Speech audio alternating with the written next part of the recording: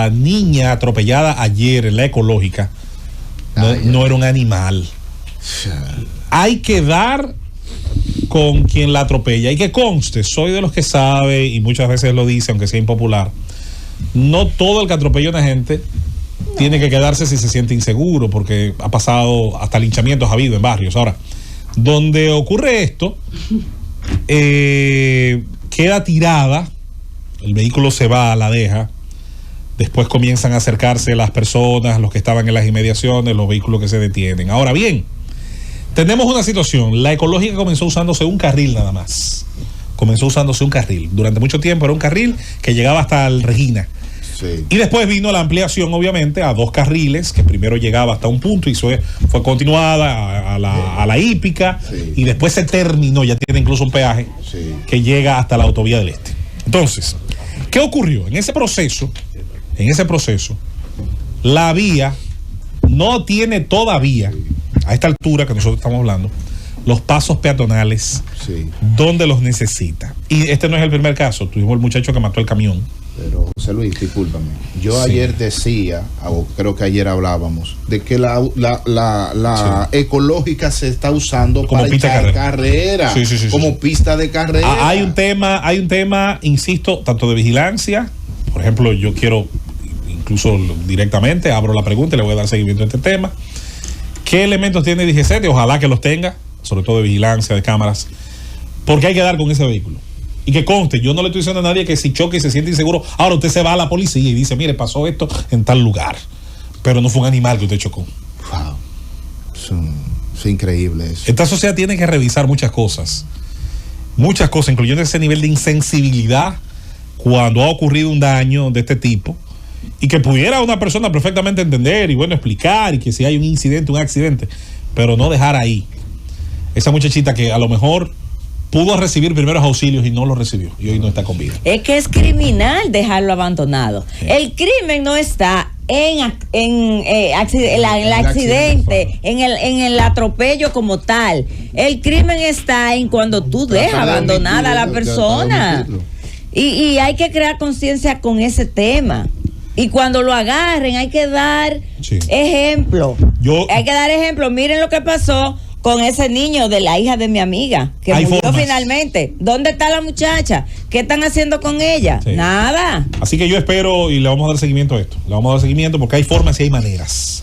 Señores, hoy es martes 17 de marzo. Tenemos mucho en el tintero para hablar con un conocedor tanto de temas nacionales como internacionales. Tenemos la reunión en Dajabón. Autoridades norteamericanas, autoridades dominicanas, ha salido de allí información interesantísima, que de hecho en la mañana generó un debate bastante profundo sobre lo anunciado, la participación de otras fuerzas, de otros números, lo que Estados Unidos ha venido haciendo en el Caribe, que está generando efectos en Venezuela, efectos en Cuba, y ahora pretende generarlos en territorio haitiano. Tenemos la situación de guerra en Medio Oriente y tenemos otras situaciones también del frente interno, ¿por qué no?, que podemos tratar con nuestro querido amigo el licenciado Pelegrín Castillo, que está aquí, y que cuando digo está aquí, es bueno recordar su participación los domingos en Los Sabios desde la Z, donde hace un trabajo extraordinario ahí junto al general Cordero y a otro grupo de dominicanos extraordinarios que hacen un análisis de temas de profundidad, pero que hoy viene al gobierno de la mañana y la Z101. Muy contento de encontrarme aquí en el día de hoy junto a ustedes. Buenos compañeros. ¿Qué le pareció ese try que no cantaron para terminar el juego? Mira, la verdad es que ganamos de muchas maneras. Sí. No ganamos ese juego, pero nosotros yo creo que ganamos de muchas maneras porque se acreditó en la conciencia general de que el equipo dominicano, de que República Dominicana es una potencia en esa materia, y eso es bueno. Claro. Yo creo que nadie discute eso. Claro que sí. Claro que sí. Ya lo que haya pasado en un juego en particular a mí no me gustó, pero a usted como a 12 millones más de gente no le gustó. Pero en realidad hay que jugar no a la defensiva, sino sí, estoy contigo. Eso es así. Así como hay que manejar a la defensiva. En el béisbol hay que ir a la ofensiva. Hay que ir a la ofensiva. Estoy de acuerdo. Rosendo, vámonos. Vinicito. Oye. No, estamos entre hermanos la cosa. Pelegrín, parece ser que Estados Unidos trata, te pregunto sobre esto, porque yo sé que tú tienes una visión generalizada de la geopolítica. Parece ser que Estados Unidos trata de reproducir en Cuba lo que ocurrió en Venezuela. ¿Sería eso posible? Mira, yo creo que Estados Unidos está ya hace tiempo gozando todo lo que es un plan de reconstitución de las relaciones panamericanas que se rompieron precisamente y de manera muy grave, con muy graves consecuencias, con motivo de la Revolución Cubana y la crisis de los misiles. La crisis de los misiles y el pacto Khrushchev-Kennedy en 1962 terminó de consolidar ese proyecto revolucionario porque estaba trabajando bajo la sombra protectora de la otra superpotencia. Y hubo un quiebre en la seguridad hemisférica. Estados Unidos ahora, yo creo que el equipo que gobierna Estados Unidos está convencido de que el orden global se está derrumbando, de que no se puede sostener el orden que estaba impulsando el imperialismo globalista, que viene un proceso que ya comenzó con el COVID, de desmonte de la globalización, que lo explica espléndidamente Peter Seihan en la obra El fin del mundo es solo el comienzo, con lujo de detalles y todo lo que eso implica para cada región, para cada potencia, para cada país. Y entonces en ese proceso de ordenamiento de un nuevo orden panamericano está enfrentando un problema que se convirtió en un problema de seguridad internacional para Estados Unidos. Al principio ellos no lo veían así. Cuando se llenaron de euforia, un rapto eufórico, y se fueron a gobernar la globalización, a crear el nuevo orden mundial, sencillamente entendieron que América Latina era un espacio que o era de ellos o no era clave para la estrategia principal. Acuérdate que Estados Unidos tenía 3 líneas de trabajo. Tenía el ALCA, tenía el acuerdo transatlántico y tenía el acuerdo transpacífico.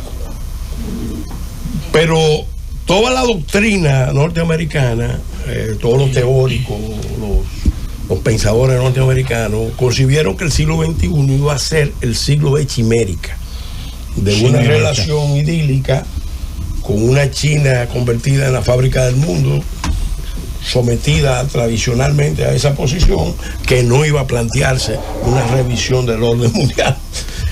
Error de cálculo, porque ellos entendieron que después de ese mensaje entusiasta de Deng Xiaoping a los chinos, es bueno enriquecerse. Ellos entendieron, los chinos lo que van a concentrarse en a producir mucha riqueza y se van a convertir, se van a burguesar y no van a seguir una línea imperialista porque nunca la han seguido. De forma cultural del claro, error de cálculo que despertaron de ese sueño, especialmente en el 2013 cuando se avanza la línea Deng Xiaoping y sobre todo se proyecta ya el proyecto de la Franja y la Ruta de la Seda. Entonces Estados Unidos está concentrado en volver a las Américas.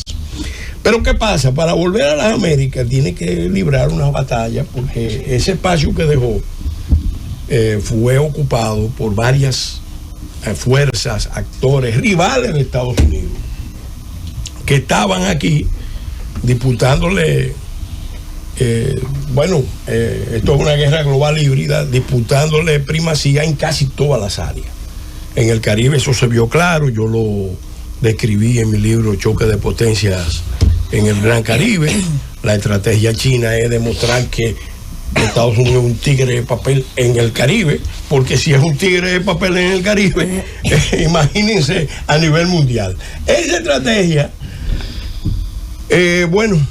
Trump empezó a confrontarla, y el equipo que lo acompaña en este retorno al poder está enfocado en revertir eso. Ahora, hay un actor internacional que apareció porque una de las características del orden globalista es que el multilateralismo no solamente de los estados, sino de muchos actores. Y el actor más poderoso que surgió dentro de la era de la globalización imperialista fue el crimen organizado transnacional. Un fenómeno que lo explica muy bien Loretta Napoleoni en el libro Economía Global Canalla.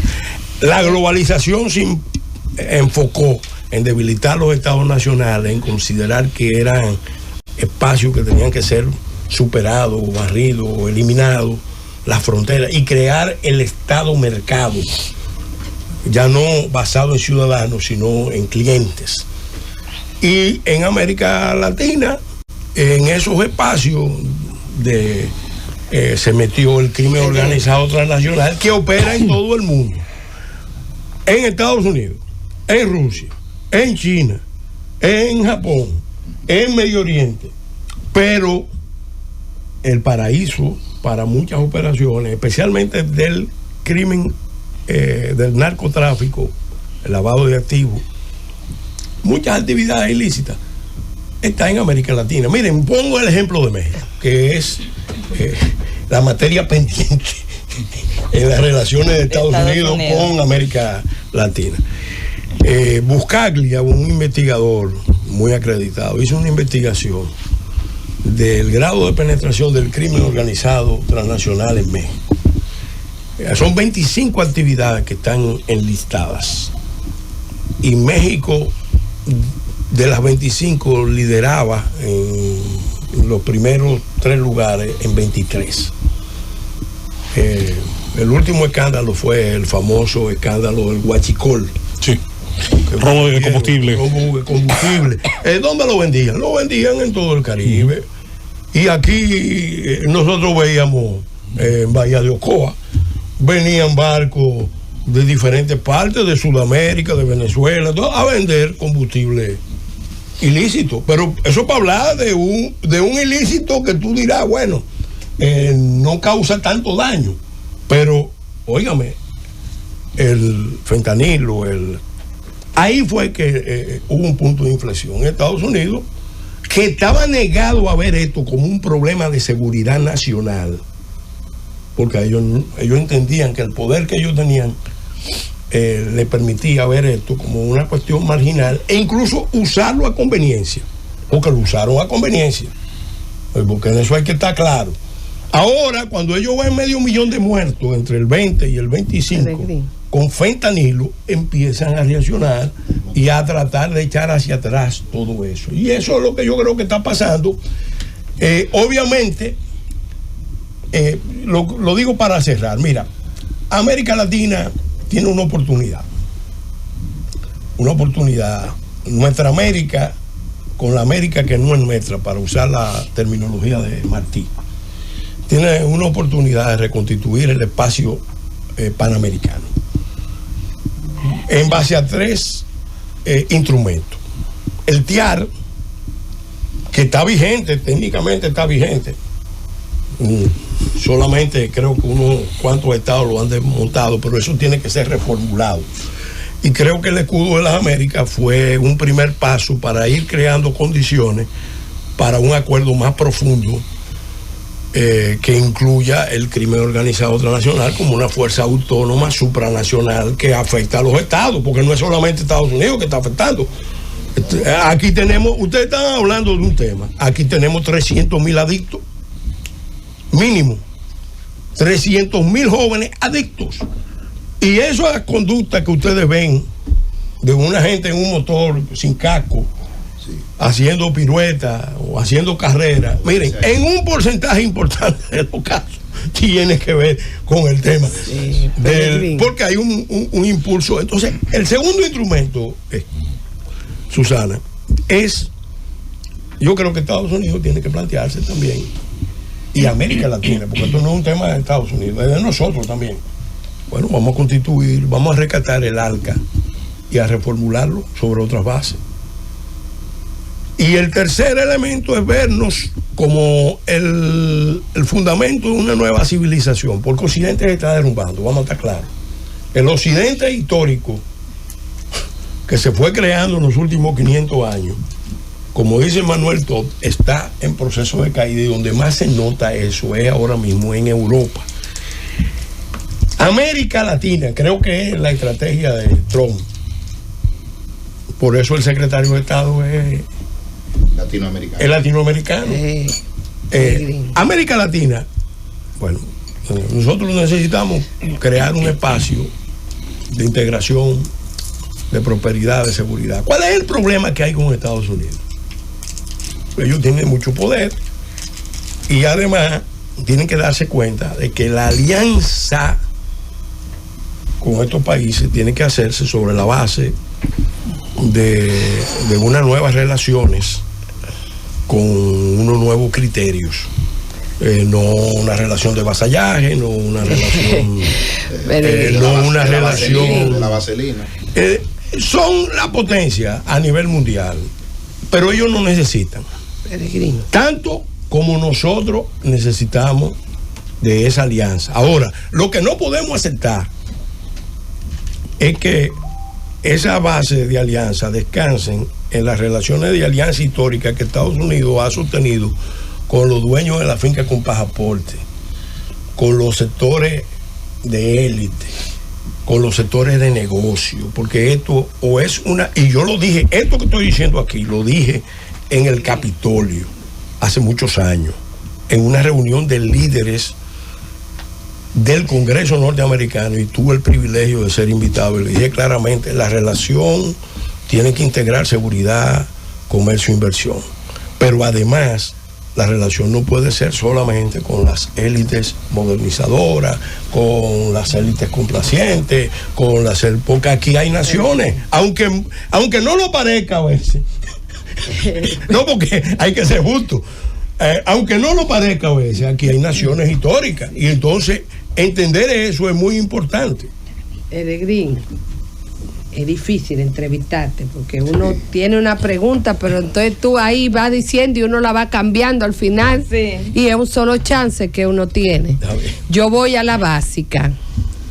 ¿Qué te hace creer? Y aquí hubo una gran discusión y le doy la razón a mi compañero. Nadie cree en que Haití, nadie quiere ayudar a Haití, y tienen razón porque ya han ido varias veces, y lo último los kenianos y esto.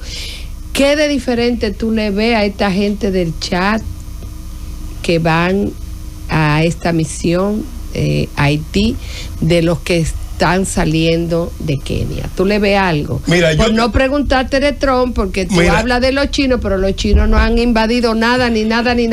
Y los grandes retos y problemas que tiene Occidente los crea el mismo Occidente, el mismo capitalismo, pero siempre es déjame decirte, los pero chinos, dime de Chávez si vamos a tener un chin de suerte. Vamos con lo del chat y la misión africana. Mira, yo tengo diferencias muy fuertes con gente del gobierno en el abordaje de este tema. De hecho, el gobierno se había comprometido con una visión, y en un punto dado, presionado por los poderes locales, se retiró esa visión y se fue a la visión naif, polivalente del Foro Económico y Social, del Consejo Económico y Social. ¿Cuál es la diferencia? Que el gobierno actual y los anteriores también parten de una idea errada, o yo creo que están en negación, porque lo que está a la vista no necesita espejuelos. Ellos niegan que haya un plan en contra de República Dominicana para imponer la solución dominicana al problema haitiano. Nos pasamos 4 años diciendo, no hay solución dominicana al problema haitiano. ¿Y a quién se lo estábamos diciendo? Era a los organismos internacionales, era a Estados Unidos, era a la Unión Europea. Pero en un momento dado ya eso no lo decimos. Hay un plan, y ese plan pasa precisamente por seguir prolongando la crisis haitiana seguir prolongando la crisis haitiana, seguirla cocinando a fuego lento, a baño de María, mientras se van traspasando los problemas de Haití a República Dominicana y sobre todo la población haitiana a República Dominicana para un asentamiento permanente. Y eso está recomendado por Naciones Unidas desde 1949. Entonces, la clase dirigente del país, en vez de ver eso y cuestionarlo, lo que ha optado, y yo soy testigo de primera línea, porque esto yo lo he hablado con todos los presidentes, incluido el doctor Balaguer, lo que ha optado es por una línea de acomodarse al esquema de que nosotros podemos ser los administradores de la crisis haitiana. El estado pivote, el estado tapón, la zona de amortiguamiento.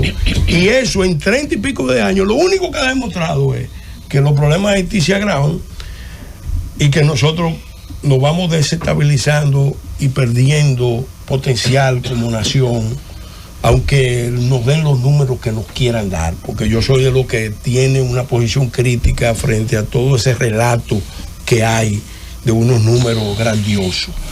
No voy a negar que en algunas áreas hemos logrado muchísimas cosas importantes, pero en cuestiones fundamentales, República Dominicana tiene vulnerabilidades muy críticas, muy críticas. Y este problema, el manejo de la crisis haitiana en un ámbito insular, porque aquí hay gente que entiende que nosotros tenemos que cobrar un fee de administración por la crisis haitiana. Mira, a mí no me gustó para nada ese encuentro de ayer. Y lo dije. ¿Por qué? Porque, primero, el sitio donde se hizo. Codevi. Codevi puede ser una gran empresa, un gran proyecto, pero es una visión que hay de sectores de élite del país, de que los problemas de Haití se pueden manejar a través de la tercera zona interfronteriza.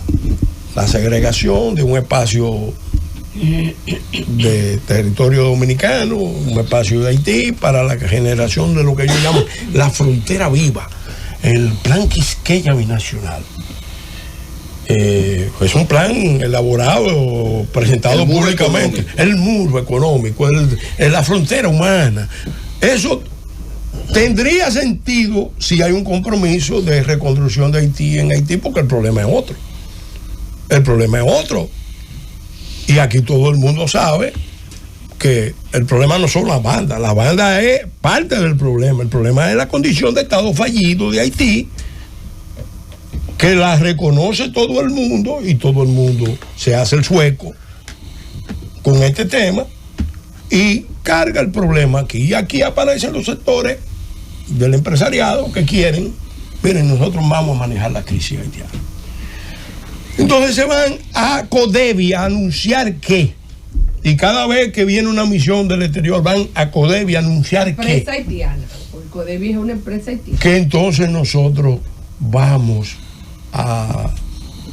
somos los voceros de cuándo y dónde va a empezar la acción internacional en Haití. Y yo he dicho, miren, tenemos que buscar una solución internacional a los problemas de Haití en Haití, en una conferencia internacional, no como la que se hizo aquí en Punta Cana en el 2010, que terminó en un fiasco, sino en otra conferencia. Yo he dicho ahora que el presidente Trump está muy empeñado en resolver problemas en el mundo, por lo menos el discurso oficial es: vamos a resolver conflictos o a prevenir conflictos. Las playas de Haití son mejores que las de Gaza. Las playas de Haití, lo quiero repetir, son mejores que las de Gaza. Y el problema haitiano es el más antiguo del continente. Ese problema. Y si hay un país del mundo que tiene una deuda histórica, no es Francia. Francia sí, pero fundamentalmente Estados Unidos. Porque la expansión territorial, ahora que estamos hablando de expansión territorial, y a Trump, al presidente Trump le gusta tanto eso. Bueno, la expansión territorial más grande de la historia de Estados Unidos y al más bajo costo se logró precisamente en ocasión de eventos sobrevenidos en la isla de Santo Domingo y por acción de los propios Estados Unidos, porque el relato simple es que los haitianos esclavos se liberaron de los franceses esclavistas. No. La tridente. No. La historia es que todos los generales de la Revolución Francesa, todos los generales de la independencia haitiana eran primero generales de la Revolución Francesa, ya tenían 10 años. Oficialidad graduada. No. Ahí luchando y reconocido por Francia como héroe. Pero fueron los ingleses y los mismos norteamericanos los que supieron jugar bien, desde su punto de vista, una buena estrategia para derrotar a Francia. Pero a partir de ahí, Estados Unidos adquirió 500,000 de acres de la mejor tierra del mundo, con el sistema fluvial más favorable. La Luisiana francesa. Óyeme, al módico costo, al módico precio de 15 millones de francos. La expansión ahora de Haití hacia la República Dominicana. Sí. Tenemos un problema en Haití, yo quiero poner esto en contexto. Tenemos un problema en Haití. Haití no tiene seguridad. El control de la fuerza no está en manos del Estado, sino en manos de la delincuencia organizada. El gobierno dominicano se ha convertido en el relacionista público internacional de Haití, buscando una solución a Haití. Ensayamos Kenia. Kenia dijo que iba a encabezar una misión para resolver el problema y que Kenia iba a estar acompañada. La mayor cantidad de tropas de presencia keniana en Haití, su pico más alto fue 1,100 efectivos. Sí. Hoy cambiamos Kenia. Recuerde cómo llegó los kenianos, con unos cuchillos, pasándoselo con un libreto de Hollywood. Yo te dije que en Baño María... Que ahora nos vamos a otra nación africana. Está difícil. Ni este cree tampoco, nos vamos ahora a otra nación africana, cuya misión es también hacer lo mismo que querían hacer los kenianos. Pero ellos van a traer 1,500 tropas máximo. Eso 5,500. No, escúchame. Van a encabezarla. Hay otros países que se van a integrar a la misión de manera paulatina, pero la tropa de ellos son 1,500. Entonces, ¿cuál es la esperanza que tenemos? Si nosotros hemos toda esta solución que ha buscado Estados Unidos frente al tema haitiano, vienen dándose de hace tiempo y no le vemos solución, porque se buscan la misma solución a los mismos problemas. Mira, aquí estábamos bien encaminados en la búsqueda de una solución nacional, con un planteamiento nacional. Lamentablemente, faltó unidad nacional y una parte importante del liderazgo del país, empresarial, político, intelectual, religioso. Dijeron que esa posición del Pacto de Nación para política pública de Estado era muy radical, nos llevaba a un conflicto. Los haitianos amenazaron con cerrar el mercado, las exportaciones. Y entonces el gobierno dominicano automáticamente entró en proceso de pararse en su acción, porque sobrevaloramos el problema del dominio del mercado insular binacional. Obviamente ahí entró la propuesta de discutir una alternativa y el presidente Fernández le hizo la sugerencia que fueron al Consejo Económico y Social, y de ahí salió. ¿Cuál fue la señal que se mandó de cambio de discurso, de posición nacional, de no hay solución dominicana al problema haitiano? Bueno, hay una posibilidad y está aquí dentro de las opciones del Consejo Económico y Social. La señal se mandó de que nosotros podemos seguir siendo el soporte, el amortiguador, el buffering de la crisis haitiana, y las élites de aquí cobrando un fee de administración. Y así no se resuelve ese problema. Eso se le ha dicho de mil maneras, pero ellos no quieren, porque yo creo que en Estados Unidos la administración Trump, con su discurso, con sus posiciones, puede entender el planteamiento dominicano y puede ayudarnos.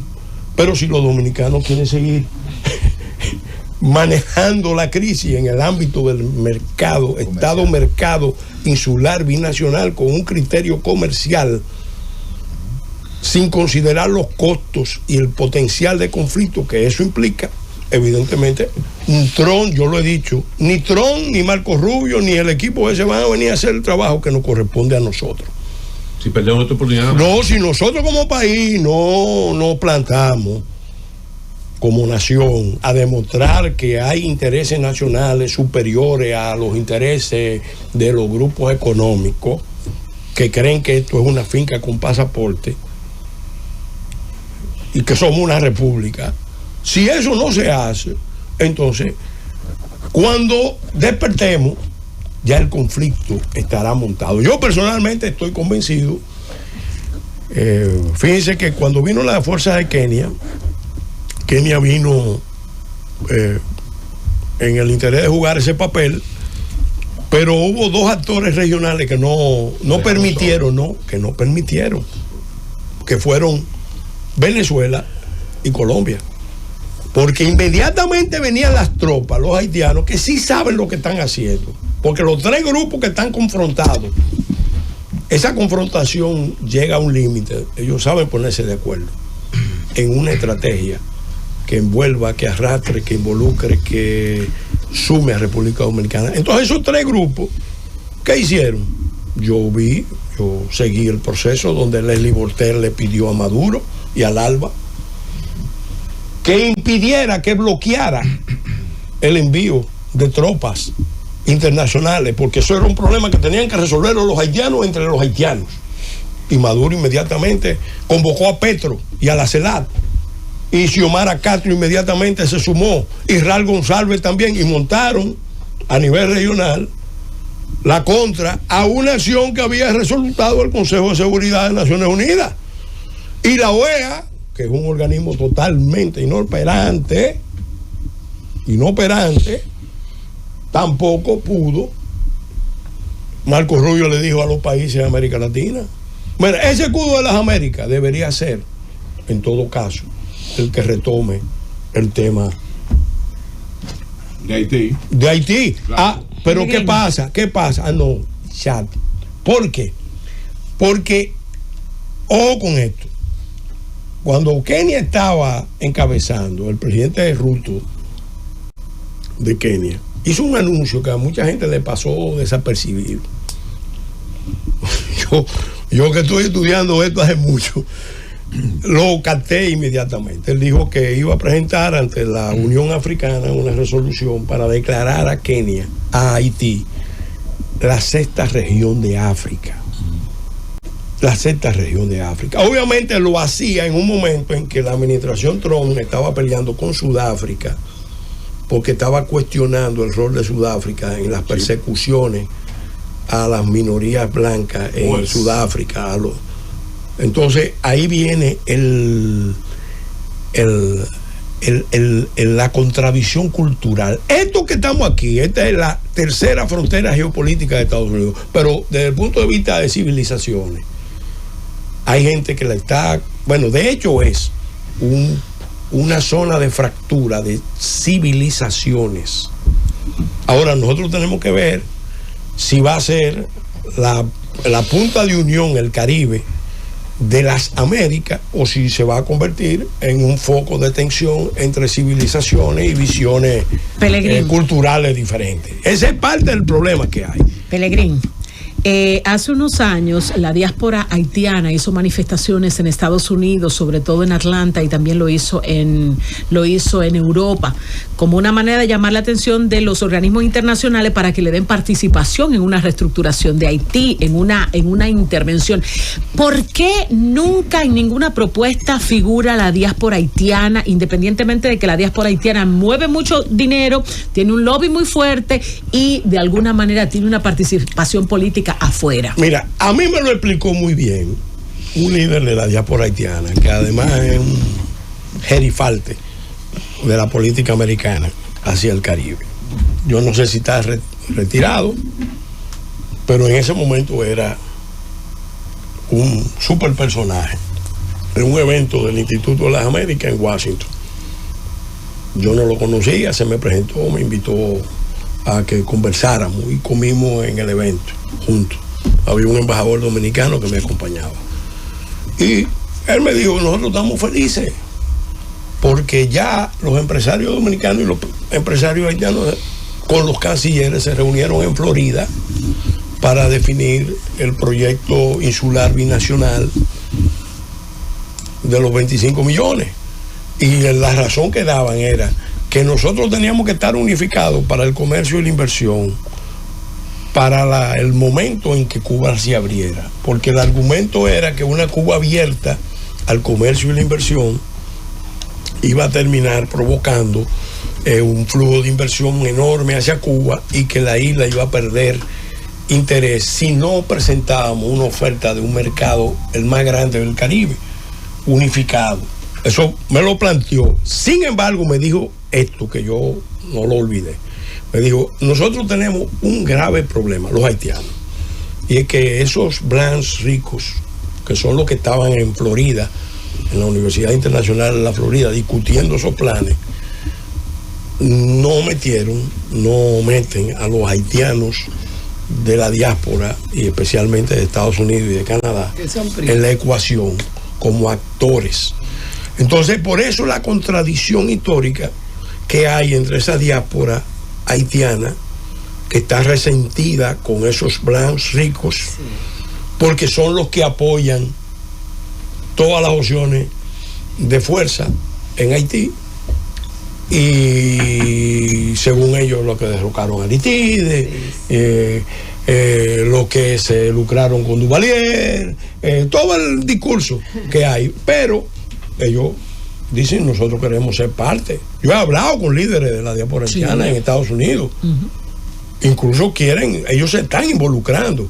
¿O ustedes creen que Eric Prim está ahí en Puerto Príncipe asesorando con Vectus Global a la Fuerza de Seguridad Haitiana por encargo de pagado por Haití?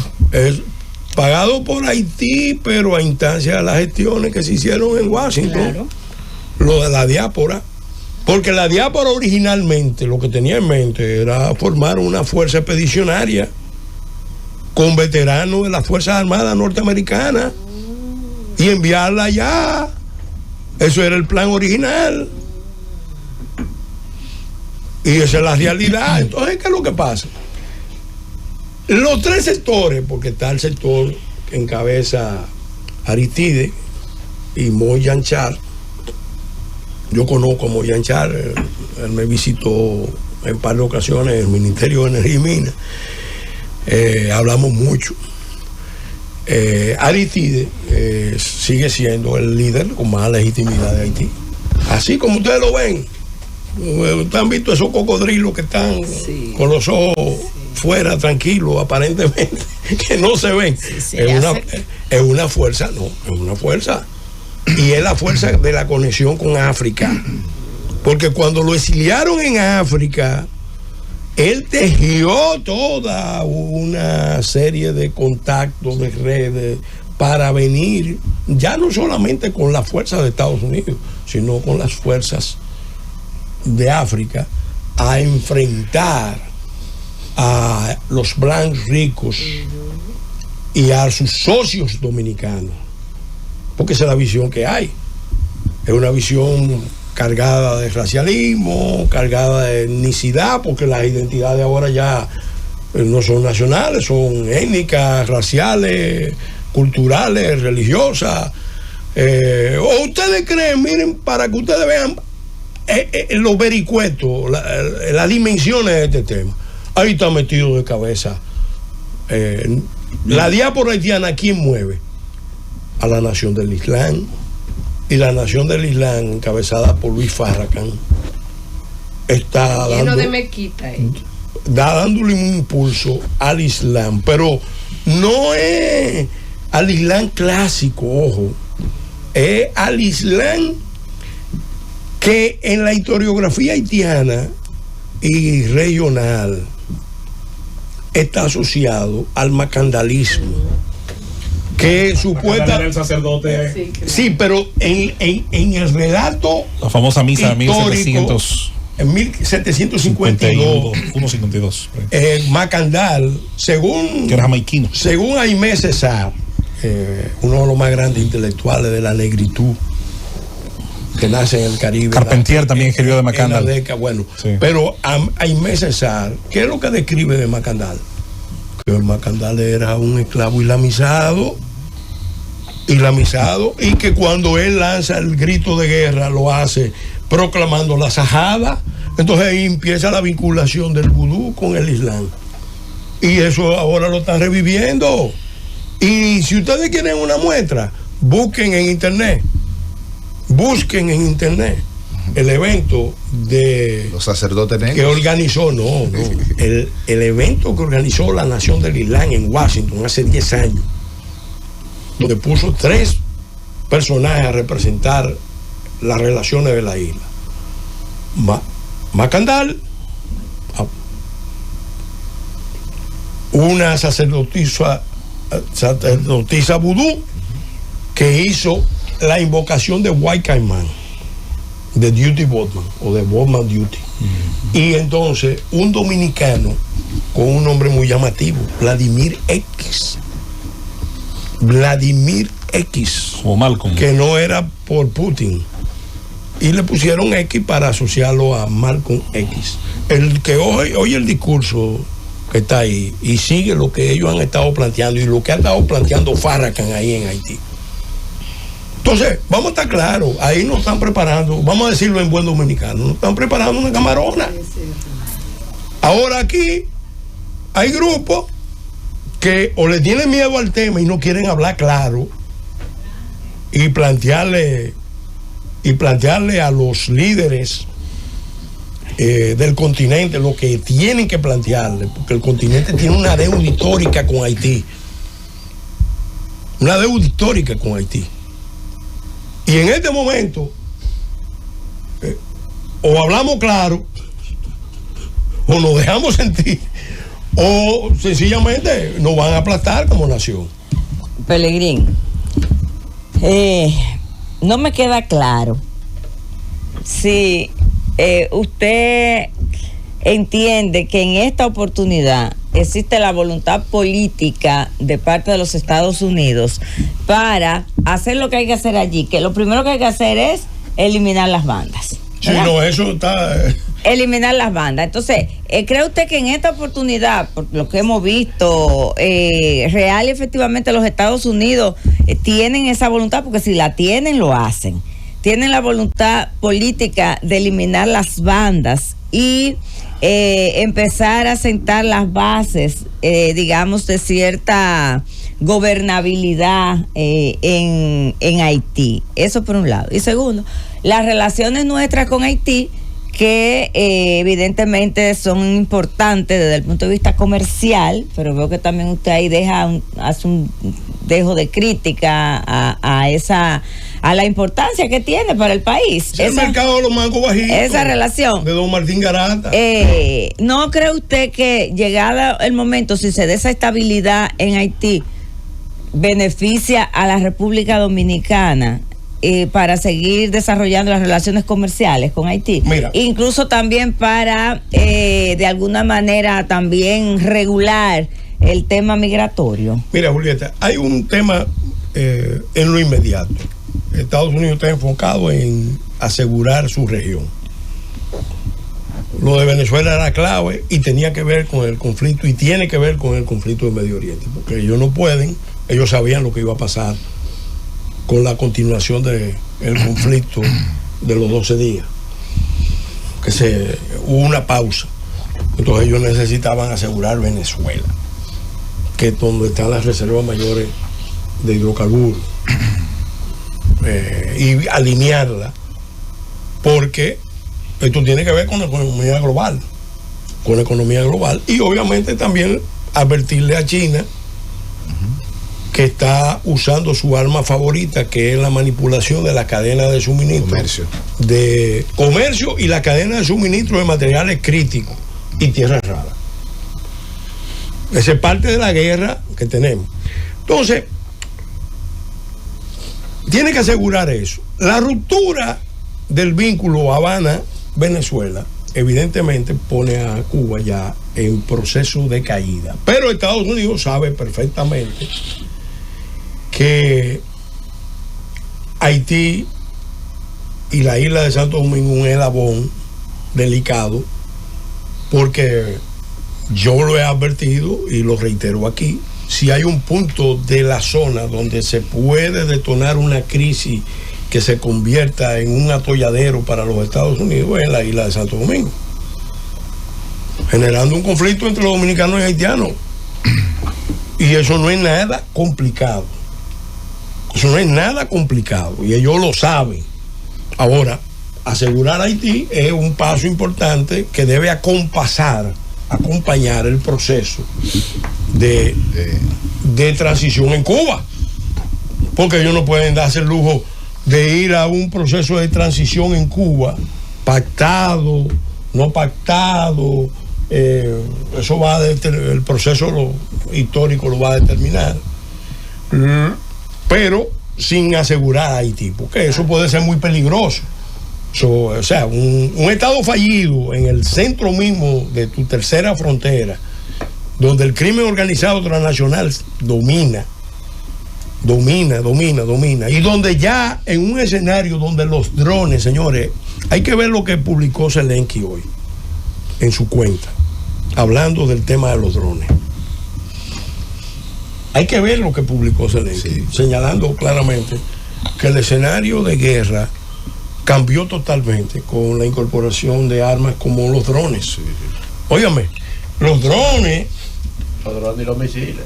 Los drones y los misiles hipersónicos ya cambiaron totalmente el escenario. Te desbaratan una flota por grande que sea. No, y te producen un ataque que, aunque no te cause mucho daño material, psicológicamente te puede producir un daño importante. Por ejemplo, asegurar a Haití es importante, porque ahí está Guantánamo al frente. Y tú vas a decir una cosa: un dron puede volar perfectamente. Y lo que llama la atención, óyeme, lo que llama la atención es, y ni el tamaño. No, que en Haití, que se supone que es el país más pobre, más atrasado, sin embargo se está usando el dron ya. Cuando mataron a Mois. Pero el de vigilancia, no el de ataque. No, el de ataque. El de vigilancia. El de ataque, óyeme, el de ataque se está usando.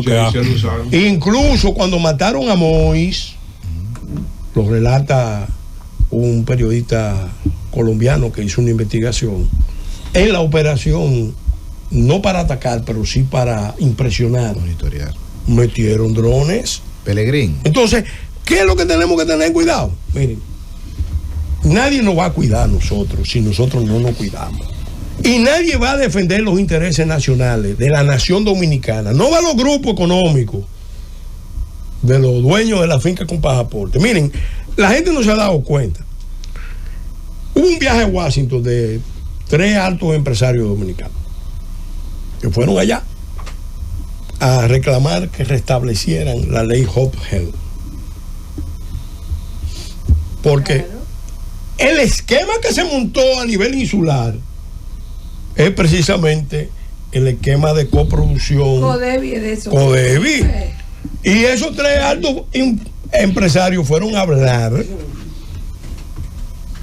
y por eso es que los norteamericanos dicen, bueno, Pelegrín, si los dominicanos van a seguir con el esquema, nosotros no tenemos por qué involucrarnos, porque a nosotros sí nos dijeron en Washington, cuando fuimos, la comisión, y ahí están todos los que participaron, defiendan sus intereses. Nos lo dijeron representantes republicanos y demócratas: defiéndanse como nación, porque si ustedes no se defienden, no cuenten con que aquí va a haber defensa. Pelegrín, nos lo dijeron claro, y eso yo lo tengo claro hace mucho. Pelegrín, escuchándote en el hilo de tu entrevista, he interpretado, y creo que muchos lo han expresado así en el tiempo, que para resolver el problema haitiano, nosotros como país tenemos que interpretarlo en el aspecto religioso, cultural y todo. Ahora, hay un elemento que es el comercial, tú lo has mencionado. Juan Bosch hace mucho tiempo lo describió, que el Caribe era una frontera imperial, territorio dominado por los intereses para ocuparse. Pero el mundo cambió y la visión del comercio internacional, incluyendo lo que tú has mencionado de China, desde el 78 Deng Xiaoping lo definió. No importa de qué color sea el gato, negro, blanco, lo que es importante es cazar ratón. Entonces, Estados Unidos, en este conflicto geoeconómico y geopolítico, también ha trazado la doctrina Monroe. La América es para los americanos, tú lo has dicho todo. Pero el mundo es comercio. Y Haití es una frontera estratégica. ¿Qué hacemos nosotros como país ante esa realidad comercial del mundo definida entre conflictos y nosotros no tenemos la capacidad para ni responder quizás ni definir estos tipos de cosas que están por encima de nosotros? Somos dependientes de esas economías. No, mira, yo lo veo de esta manera. Nosotros tenemos mucho potencial, muchísimo potencial en todos los campos. Lo que no tenemos es un proyecto nacional fuerte, integrador al servicio de la República Dominicana, de la nación dominicana, sino de sectores que no quieren que esto sea nación, que no quieren que esto sea república, sino un mercado, un espacio donde ellos se combinan con los ricos de allá, con los ricos internacionales, y entonces nos dan, los organismos internacionales nos dan todos los mejores números porque le estamos resolviendo un problema. Entonces rompemos las relaciones comerciales. No, oye, no, al contrario, yo lo que he planteado, insisto en eso, es que nosotros tenemos que apostar a la opción maximalista, que es la de un esfuerzo de reconstrucción nacional del Estado haitiano en el marco de una conferencia internacional. Creo que Haití como Estado se merece eso. Pero Pelegrín. Y lo planteé en una conferencia que la estoy difundiendo y va a salir publicado próximamente mi libro Haití, los intereses nacionales, donde hay lujo de detalle de cuáles deben ser las fórmulas, porque a nosotros lo que nos conviene es un Haití próspero, estable. Ahora, ¿qué es lo que pasa? ¿Qué es lo que no se dice? Que Haití es el principal enclave del crimen organizado transnacional en el Caribe. Es el narco almacén, es narco bodega, es una mega caleta. Sin duda, tienes razón en todo eso. Y una economía de lavado. Claro, ahora, ¿qué pasa? ¿Qué pasa? La droga sale de Haití para Europa.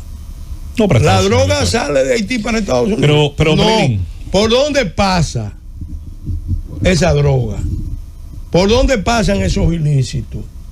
Pasa por aquí, a través de una hiperestructura moderna que hemos creado, como aquí tenemos el comercio con Europa, con Estados Unidos. Eso lo saben los europeos, eso lo saben los norteamericanos, eso lo saben los organismos internacionales. El diagnóstico suyo yo creo que es muy exacto con respecto al tema del problema. Yo lo que veo situaciones, Pelegrín, es que daría la impresión, y de verdad da la impresión a veces, de que todo cuanto se haga obedece a esa urdimbre de intereses permanentes. Entonces, parecería que esperando lo ideal no vamos a hacer nada que sea posible.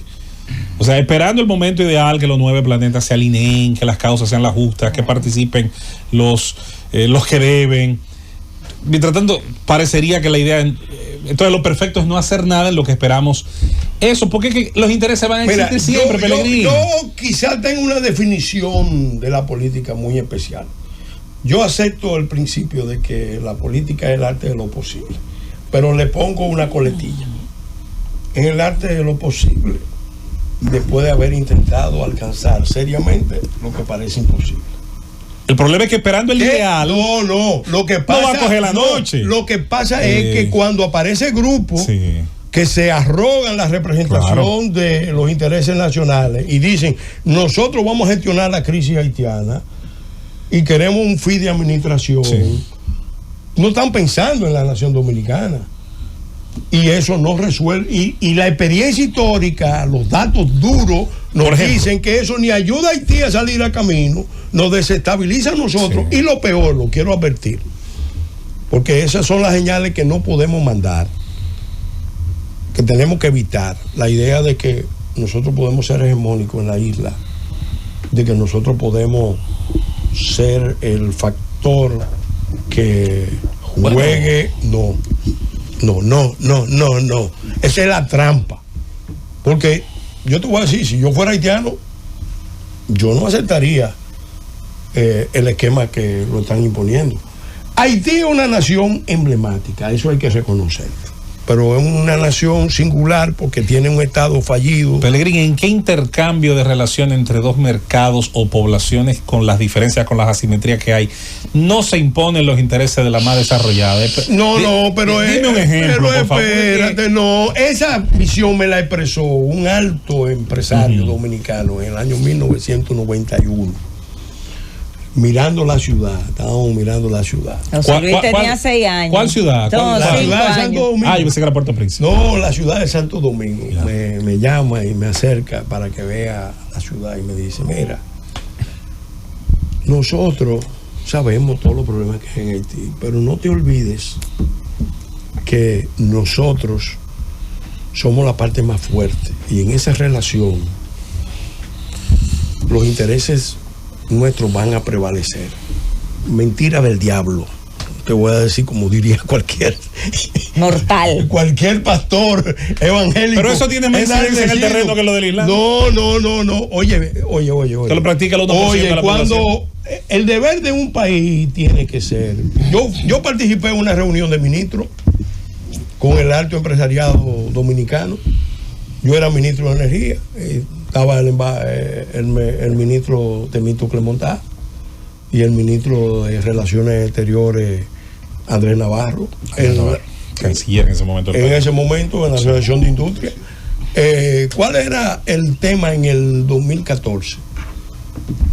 Bueno, vamos a ver los planes de integración, un tratado de libre comercio con Haití. Señores, la condición previa a cualquier esfuerzo de avance, de integración, es que haya niveles de institucionalidad básicos.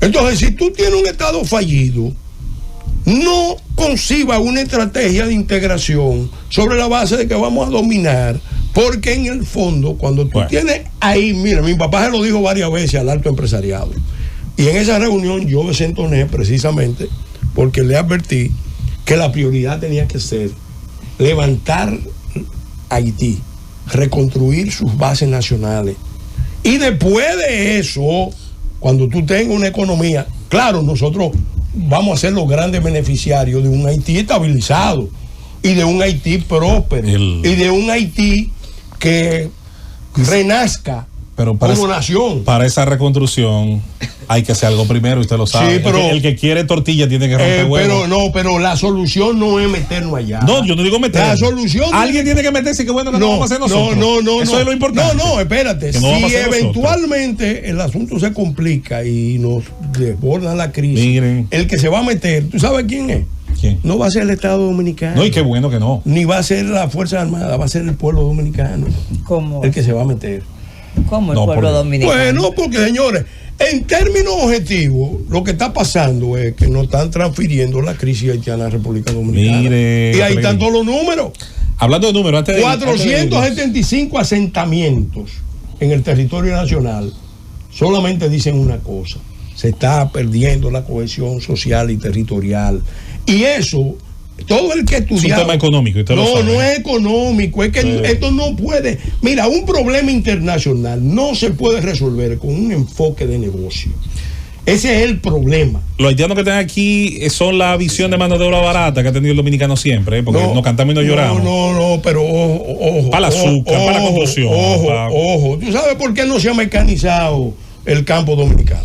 Sí, por conveniencia económica. No, porque aparte del atraso de sectores de la política y del empresariado, aparte de eso, hay otro factor. Dilo a ver. Y es que se ha condicionado. Claro que sí. Se ha condicionado. El mismo gobierno le dijo al Central Romana que parara la mecanización porque no podía tirar a toda esa gente para la calle. Óyeme, eso es así. El mismo gobierno. Pero toda esa gente haitianos, pero que van a robar. Que no entienden que van a delinquir, que van a presionar. Pero lo que hay que sacar. Te voy a decir cuándo empezó el problema. Okay, ¿Cuándo empezó el problema? El problema empezó sancionaron a Central Romana, venía la presión, claro. Ellos dijeron vamos a mecanizar, y en un momento dado, después del terremoto, el gobernador de Haití, designado por una conferencia internacional, el presidente William Jefferson Clinton, le dijo paren eso,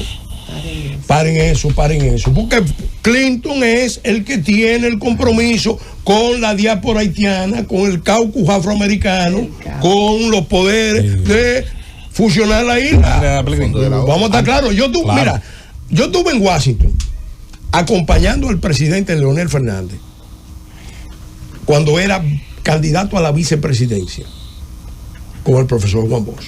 Fuimos él y yo. Nos recibió allá el partido, José Fernández era el presidente. Nos fuimos a una reunión en el Departamento de Estado. Habían 2 subsecretarios, Abraham Patterson, no recuerdo el nombre del segundo, la embajadora Donna Rina, que después vino para acá, creo que estaba Richard Nucio, después yo hablé largamente con él. ¿Cuál fue el enfoque americano? El enfoque americano fue decirnos a nosotros necesitamos que los resultados del proceso electoral de mayo terminen la elección de un gobierno que nos ayude a gestionar la crisis haitiana. Que nosotros no podemos gestionar la crisis haitiana sin la participación directa de República Dominicana. En un momento en que ellos estaban, en ese mismo momento, ellos le estaban pidiendo al presidente Balaguer la apertura de campamentos de refugiados. Se negó. Y el presidente Balaguer le dijo que no. Y eso nos enteramos nosotros. En el 92. Porque el doctor Balaguer autorizó que, y digo nosotros, me refiero a Unión Nacionalista, de la que yo era parte. Nos enteramos, pero también, y lo tengo que decir en reconocimiento, en honor a un funcionario internacional, porque yo critico mucho los organismos internacionales, pero yo reconozco que dentro de los organismos internacionales hay gente que también tienen conciencia de que hay vainas que no se pueden hacer. El doctor Castro McLaughlin se reunió con una comisión de Unión Nacionalista. Él era el representante de ACNUR aquí y nos dijo: no cedan a la presión americana, que quieren la apertura de campamento. Y cuando retiraron la MINUSTA en el 2017, un coronel de la MINUSTA me fue a visitar y me dijo: nos están retirando, pero lo que le van a crear a ustedes es un tamaño problema, porque ¿qué va a pasar cuando en un país, porque estamos ahora hablando de la banda, pero ¿quién fue el responsable de la imposición de Martelly? Trucando las elecciones. William Jefferson Clinton y Edmond Mulet de Naciones Unidas. Y de ahí viene la crisis política. Y entonces, ¿qué pasa? Cuando tú retiras la única fuerza que puede contener una situación extrema de insurrección popular, de choque, de cosas, cuando tú la retiras, que nadie se sorprenda, la responsabilidad histórica de esta crisis recae en las políticas norteamericanas bajo la administración, principalmente, no exclusivamente, porque también en la administración republicana pasó, pero principalmente con Clinton, con Biden y Obama. Ahí tuvo un enfoque de gestionar la crisis, cargando a República Dominicana en esa línea. Mira, hay un empresario dominicano que me dijo a mí, en paz descanse, yo tengo que escribir esa memoria porque son cosas que, porque nosotros estábamos insistiendo tanto con el tema de Haití, que oponiéndonos a que nosotros, con el único país que nosotros podíamos ser imperialistas era con Haití. Yo le decía, pero tú sabes lo que tú me estás diciendo. Nosotros imperialistas.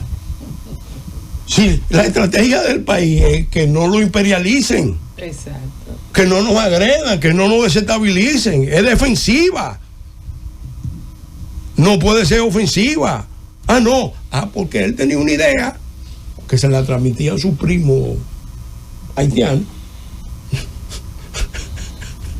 Él tenía la idea de que desde aquí podíamos ejercer el dominio de la isla al servicio de los grandes ricos de allá y los grandes ricos de aquí, y que con ese esquema, colorín colorado, no, eso no está bien, ni está bien para Haití, ni está bien para nosotros. Y si Estados Unidos quiere, porque creo que Marco Rubio lo entiende, y hay muchos amigos cubano-americanos con los que yo he hablado por muchos años que lo entienden perfectamente. Si ellos quieren evitar una tragedia en la isla, tienen que trabajar con otro enfoque. El enfoque no puede ser el de los grandes grupos económicos, porque esto no es una finca con pasaporte. Aquí hay historia, aquí hay cultura, aquí hay identidad, y en Haití también.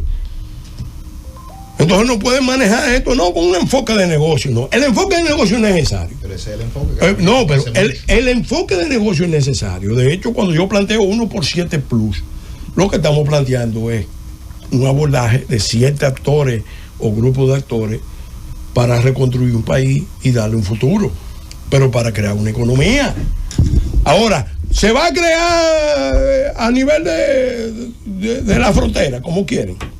De hecho, yo he advertido, ojo con la frontera, porque en la frontera probablemente estén las mejores posibilidades de riqueza y de prosperidad del pueblo dominicano a futuro. Ahí tenemos minería de clase mundial, metálica y no metálica. Tenemos millones de tareas de tierra para producción, especialmente para producción de biocombustible, de biomasa. Tenemos las cuencas más grandes de la isla. Tenemos el puerto más grande. ¿Y cómo nosotros vamos a permitir que nos generen un escenario para una intervención acostada a la región fronteriza?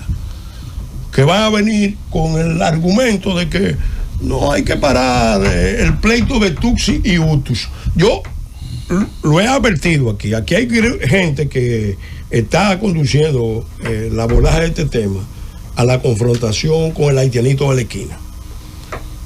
Y eso no es inocente. Eso se está haciendo porque el relato internacional que quieren vender es que aquí hay un potencial de conflicto, que hay que parar, eventualmente pueden dispararlo y después viene la intervención humanitaria, si no en toda la isla, por lo menos en la región fronteriza. Y ya a partir de ahí, República Dominicana podrá hacer cualquier cosa menos el proyecto que soñaron Duarte, Sánchez y Mella, y por el que se han sacrificado tantos dominicanos en todas las generaciones. Pelín, gracias por esta participación. Hoy, martes 17 de marzo, vamos a continuar dándole vigilancia a los acontecimientos. Lo se dijo ayer que del 1 de abril van a iniciar las nuevas acciones en territorio de Haití y darle seguimiento a los demás eventos internacionales. Gracias. ¿Tú sabes lo que yo le dije al senador Moyan Char cuando vino? ¿Qué le dijo? Bueno, hablamos de muchos temas, pero uno de los temas que yo le dije fue, miren, nosotros tenemos el mapa de los recursos georreferenciados y cartografiados, naturales, metálicos, no metálicos, renovables, no renovables, más grandes. Nosotros estamos dispuestos a la experiencia de nosotros, acompañar a ustedes, que ustedes hagan lo mismo del otro lado. True Norte. En todo Haití. Sí. Pero empiecen por el norte, donde hay menos problemas. Porque si no tenemos los recursos. Pero, ¿qué es lo que pasa? Todos estos países son débiles. Por eso yo también estoy abogando porque pensemos en grande, en una visión antillana, en el destino de las tres hermanas. Cuba. La visión de Hostos, que quiero apoyar, y la de Martí. Martí dijo esto, y hoy lo quiero repetir, en apoyo a la lucha que está librando el pueblo cubano, y con el espíritu de Montecristi. Las tres hermanas, que juntas han de salvarse, o juntas han de perecer, que son las que están llamadas a salvar la libertad de las Américas y el honor lastimado de la América inglesa, y fijar el equilibrio del mundo. Eso lo dijo Martí en 1895 en carta que le envió a su amigo y hermano dominicano Federico Enríquez y Carvajal.